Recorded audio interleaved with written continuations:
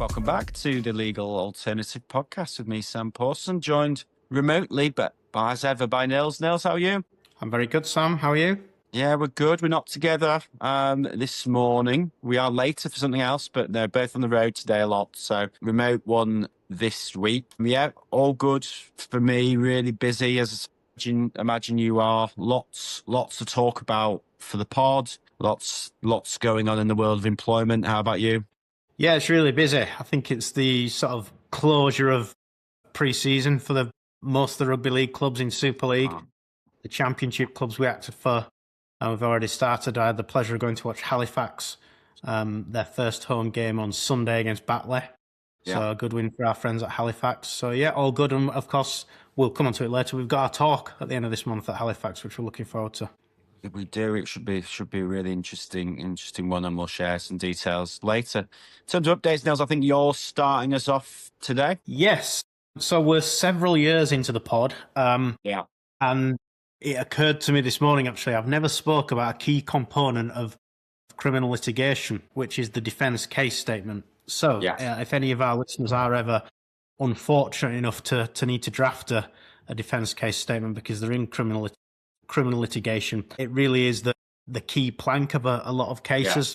Yeah. So I just wanted to explain what it is and why it's so critical. So it's a document that has to be sent to the prosecution and the court, and it effectively, in a nutshell, it outlines the strategy that the defendant is taking. So I wrote down this morning, I think a defence case statement, in my view, has three key purposes. One is to potentially comply with a legal requirement. The other is to trigger the disclosure of material that the prosecution says what's called unused material. And the third is to potentially direct the police, HSE, or the investigatory body behind the case into conducting further reasonable lines of inquiry. And when you see those three key purposes, it really is a document that's absolutely critical, both tactically and also because it might be a document that you simply have to lodge. I think what sometimes defendants struggle to understand is it's not a document where we can just make spurious either applications or requests. So, for example, a lot of the time in a drink drive case, a defendant will say to me, I want all of the evidence against me. I can't go into court and say, I want the CCTV of the drink drive procedure that took place in the police station. Yeah. So if in a defence case statement we're requesting CCTV of drink drive procedure, we actually need to have some basis for asking for that. So it's an important tactical document, but you can't just chuck everything down that you want to see because you want it. You need to want it, and you need to have a good ground for saying why you want it. So just dealing with some of those purposes, you might have to lodge a defence case statement because you need to meet a legal requirement. So if you are being tried in the Crown Court, for example, you have to put a defence case statement in. It's a critical part of that, and it's mandatory. In the magistrates, it's not mandatory, but it might be of some benefit.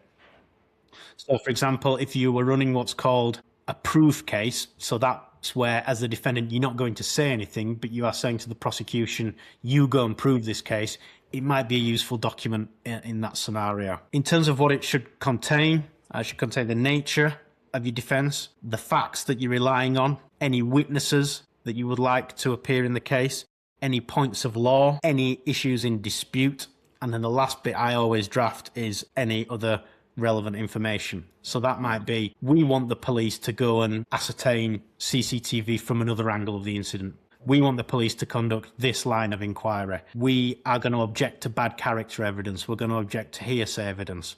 So you can see it might only be a 2 or 3 page document versus maybe many thousands of documents in the actual case. But it really is very critical. And once you've lodged that, what the prosecution will then do is look and say to themselves, is this document adequate as a defence case statement? We've lodged in the past because clients aren't able to, they don't really have a defence, but they're trying, if that makes sense. Yeah.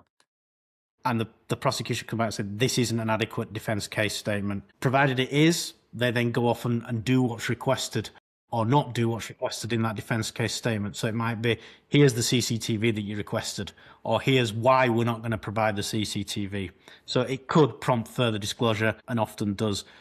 Reason particularly in the Crown Court that it is so key is that if you don't lodge one, you may remember from your law school days that if you don't answer questions at the police station, an adverse inference can be drawn. Yeah. Equally with the defence case statement, if you don't lodge one, judge might direct a jury in the Crown Court to say you're entitled to draw an adverse inference from why this defendant hasn't lodged a defence case statement. So really critical document. It occurred to me this morning, I can't believe we've got so far into the pod and I haven't explained such a such a key element of criminal litigation. Yeah, really, I think so many parallels in what you're saying can be taken from any area of law, obviously mine in terms of respondent work. We so many conversations with clients in terms of when you're defending a matter, don't just throw everything. The best defenses are, as you say, well measured, direct to issues, well evidenced, rather than just saying this is wrong, this is someone else. Just throwing it, the more specific and direct we can be, the better. Yeah. Well, it used to be the case. It was actually before my time practicing criminal litigation. There used to be what's called the keys to the warehouse, whereby you would get everything. The courts have rightly rolled that back and say the purpose of litigation is to focus on the issues. It's not to go fishing in the hope that you might find something that makes you not guilty. Yeah, absolutely. Yeah, as you said, probably overdue on the pod, Nils, but really interesting. Lots of parallels to take, other areas, and really kind of informative and interesting update. Brings it on to me. It's like a criminal tinge to my case because it involves the police, but it's an employment matter that I wanted to raise. A decision coming out of the ET in January this year that I thought was quite interesting on a few levels. It's had some press input and reports because it's a bit of a headline grabber. This involves a case with the Suffolk Constabulary, and it's a case brought by two male police officers in direct discrimination. So the real basic facts of the case, and there's some restrictions in the reporting of the case, obviously, with the sensitive nature. The two officers in question in particular are anonymous. It involves two members of the Suffolk Constabulary who have been removed from what is called the proactive policing team in an effort to achieve what they viewed as a gender imbalance. So we had a scenario where there was a proactive policing team. As I say, not a criminal expert, but my understanding of proactive policing is police presence to deter a crimes. Major sporting events, you'll get political events, you'll have a police presence, not because a crime has been committed, but obviously in the hope of preventing a crime. So you had a case in the Suffolk Constabulary where a female member of team happened to leave this proactive policing team. That left the team as all male. So the Suffolk Constabulary took the decision in order to achieve a more gender imbalance, is to remove two male members of that team to then theoretically replace in the future by a female member of staff. That decision to remove the two male members of the team were then challenged by these two male members as on the basis that they have been directly discriminated on the grounds of their sex, being male members of the team. That's gone through the ET and has been upheld as direct discrimination. Quite a complex case, as I said, that has some restrictions in reporting. What the constabulary were trying to rely on was an idea of what we would often call positive action. So without getting too technical, in any direct discrimination claim, there is no material defence to that. So unlike other elements of discrimination, indirect discrimination, reasonable adjustment type cases, you have an objective justification defence where you would be saying that there is what we would call a proportionate means of achieving a legitimate aim, which we talked about in previous podcasts. That doesn't exist in direct discrimination, but there are some defences that can be raised where you are either have what we would call an occupational requirement. So that's cases, for example, if you need a female care assistant because you're dealing with kind of female intimate care. That can be an occupational requirement. There is then a very limited defence of what we would call kind of positive action, so that you are trying as an organisation to encourage a process where groups, for example, are underrepresented, or by their case, their protected characteristic, don't have representation. So it's something that action is taken to try and address a societal issue, essentially. They've had here, that is a really narrow defence, but the decision that was taken initially was just to remove these two members from the team. Actually, what they could have done is just look at the recruitment. You have a female member of staff who is left. Before removing two members of the team, look at the recruitment into that team. So for me, this decision could have been different if the constabulary would have said, actually, in our recruitment, we will look at the positive action, rather than a decision to remove from the position two male members of the police force. So it's because that is quite easily shown as direct discrimination against those two members. But actually, what you were trying to achieve, very laudable, but it's the way they've gone around it. I think matters.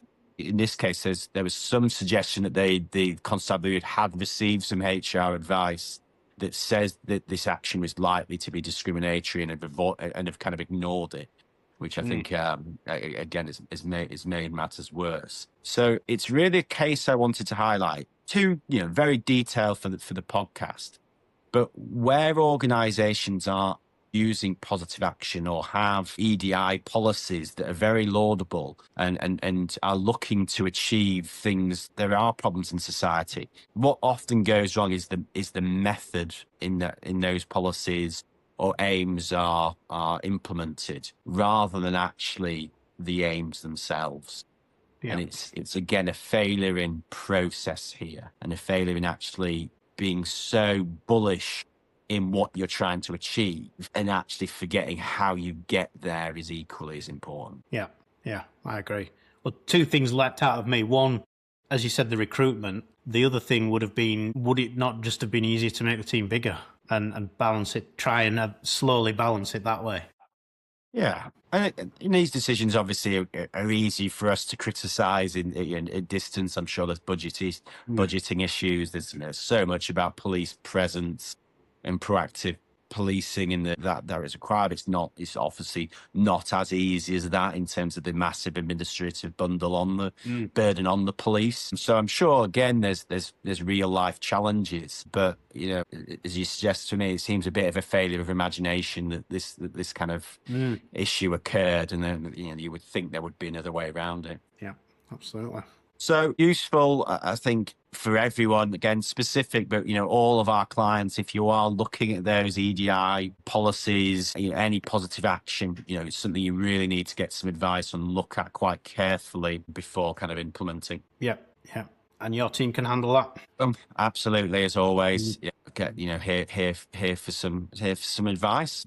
On the subject of kind of legal deep dives, Nils, you mentioned our event at Halifax. Just want to kind of quickly chat through to people what we're going to be talking about. Yeah, really looking forward to that. So we're going to, it's unusual for us. We're actually going to speak about ourselves, aren't we? In terms of our history, I suppose, passion for sports law and what we've seen and experienced. And I think for the first time, give people a bit of a deep dive into what it's like to be a sports lawyer, which I suspect on some levels is quite mundane. And then at the other end, there is some really exciting things that go on in sports that simply don't happen in other sectors. So really looking forward to that at the Shea Stadium with our friends at Halifax. Breakfast, which is always a bonus, and details can be found on our website and on Halifax's website. So really looking forward to that. Yeah, absolutely. On all the socials, we'll put some links in description of this podcast as well. Yeah, as you say, I'm really looking forward to it. I think there's lots in terms of sports law, even if it's not directly applicable to all sectors. I think the issue with sports is the profile. Yeah. So it's the issues that might be reputational risk that might not occur in other sectors is actually sports often leads the way, and it is becoming the world we live in. I see it in day-to-day practice all the time. We used to talk about kind of social media risks in sports clubs 10, 15 years ago. They now apply everywhere, really. So many cases that, what your employees are doing is so scrutinized. So I think, hopefully the idea behind the event is that there'll be hopefully some interesting things that we can share in terms of our experience, but actually other sectors are closely following sports. So hopefully if people will get a benefit from attending. Yeah, absolutely. I'm really looking forward to it. Perfect. That's it for us this week. Hopefully we'll be back in person next week. So it's goodbye from me. And from me. Thank you.